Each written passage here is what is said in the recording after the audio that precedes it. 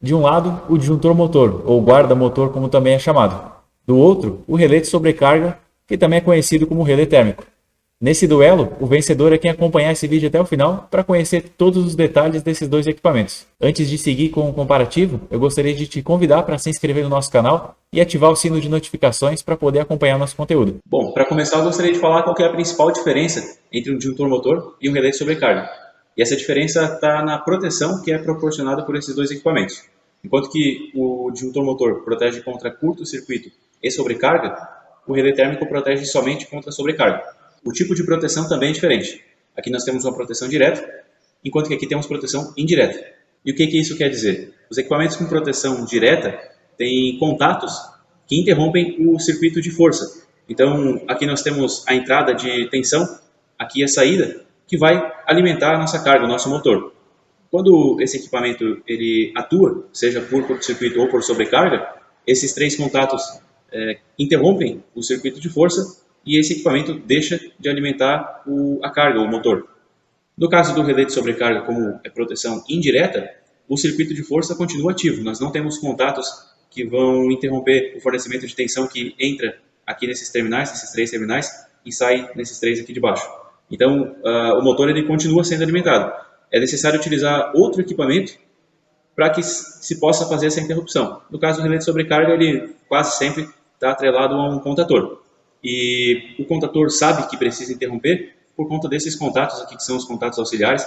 Esses, eles comutam quando há, então, uma atuação do relé de sobrecarga. Nós temos aqui um contato aberto e aqui um contato fechado. O mais comum é que o contato fechado esteja ligado em série com a bobina do contator. Então, quando o relé atua, o contator desliga e, consequentemente, o motor é protegido. Quanto ao espaço que eles ocupam, quando sozinhos, o relé de sobrecarga é menor. Ele também não precisa ocupar espaço no trilho, já que ele vai conectado direto no contator através desses terminais aqui. Ele tem também um suportezinho embaixo.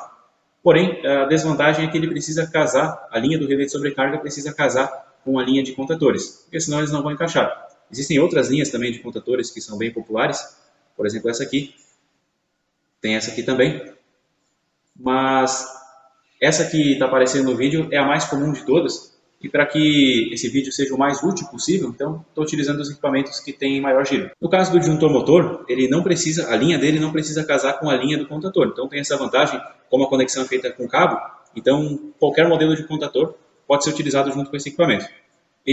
A conexão é feita no trilho, então vai ocupar um pouco de espaço no trilho DIN, porém se considerar que ele faz a proteção de curto-circuito, e que não vai ser necessário colocar um disjuntor DIN associado a ele, aí ele acaba sendo menor do que o relé de sobrecarga, porque o relé, ele precisa, se quiser ter a proteção de curto-circuito, precisa adicionar um disjuntor. Então, considerando o tamanho do disjuntor junto, aí ponto para o disjuntor motor. Em relação ao rearme desses equipamentos depois de uma atuação, o relé de sobrecarga tem uma grande vantagem, já que ele permite o rearme automático.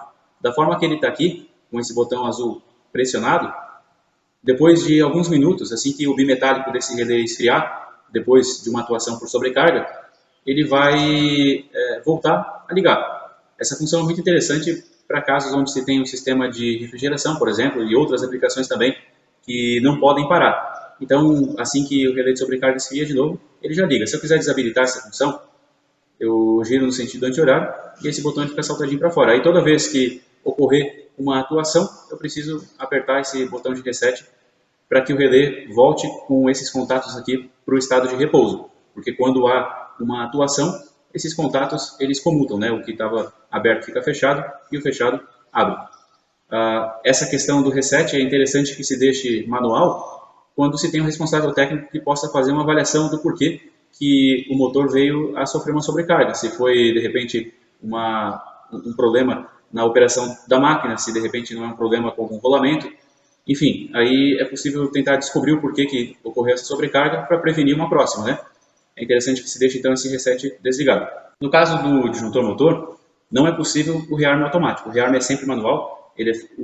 Para armar, basta apertar esse botão e quando ocorre uma atuação, ele vai desligar dessa forma. E aí é necessário voltar a ligar de forma manual. Quanto à sinalização do status desses equipamentos, se eles atuaram ou se eles estão no funcionamento normal, o relé de sobrecarga ele já vem com esses contatos, que inclusive são necessários para que ele possa funcionar, enquanto que o disjuntor motor, como tem proteção direta, ele não tem contato auxiliar. Então, a atuação dele é direto nos contatos de força e ele não tem contato auxiliar. Caso queira sinalizar o painel, aí é necessário comprar um bloquinho de contato auxiliar. Esse é um bloquinho que vem com contato aberto e fechado. Esse aqui é um bloco frontal, mas existe também um modelo lateral. Esse frontal ele vai conectado nessa parte de cima aqui do disjuntor motor, e com ele então é possível fazer essa sinalização. No caso do relé de sobrecarga, não é necessário, a sinalização pode ser feita direto com esses contatos aqui. E no caso do relé de sobrecarga, não há a possibilidade de adicionar blocos de contato, só utiliza-se mesmo esses que já estão no próprio equipamento. No botão de acionamento do disjuntor motor, há um mecanismo que permite a inserção de um cadeado que bloqueia o acionamento desse disjuntor.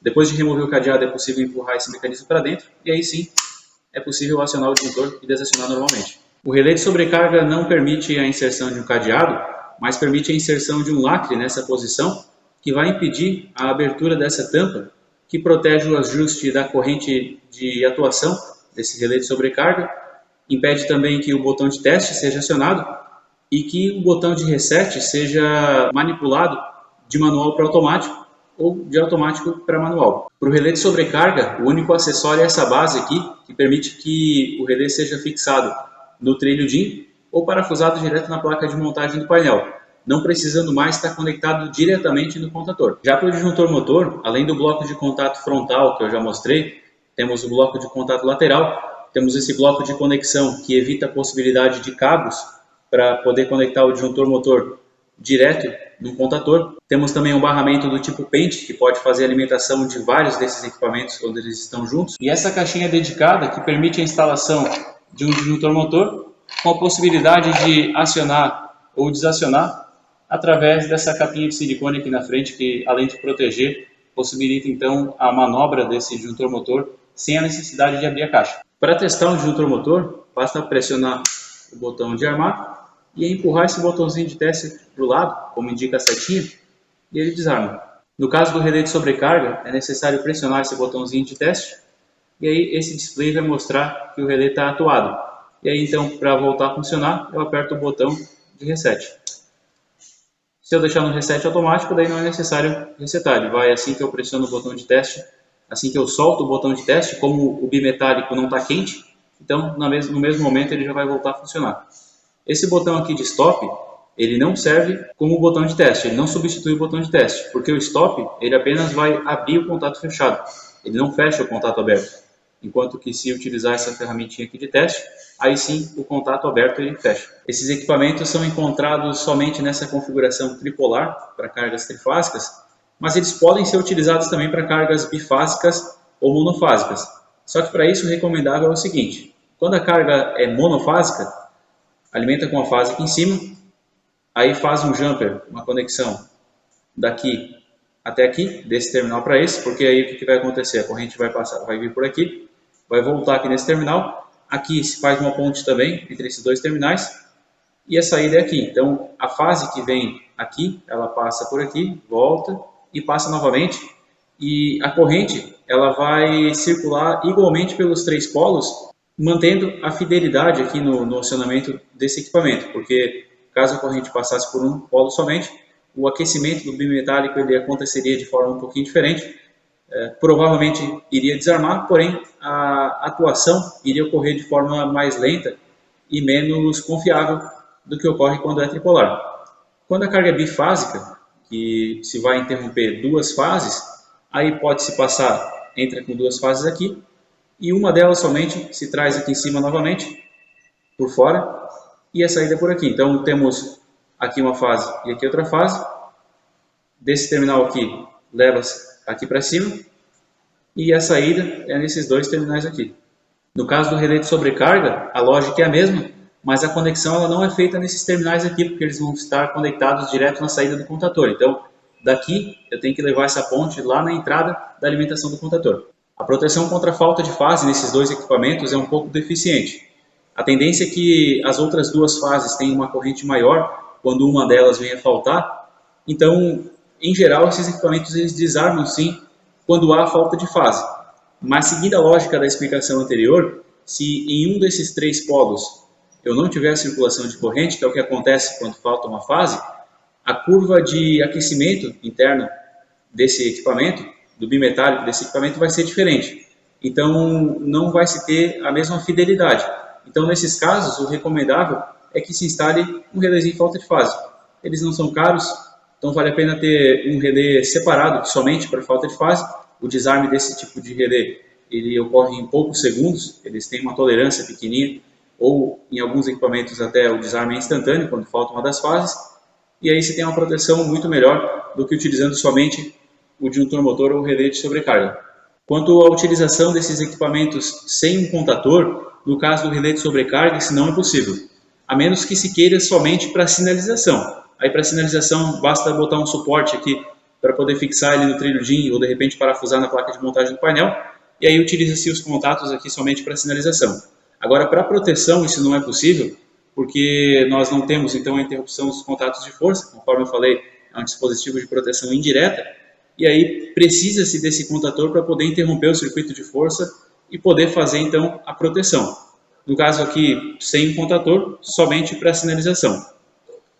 No caso do disjuntor motor, é possível trabalhar sem contator, mas existem algumas inconveniências que acabam tornando esse tipo de acionamento, esse tipo de aplicação, menos viável.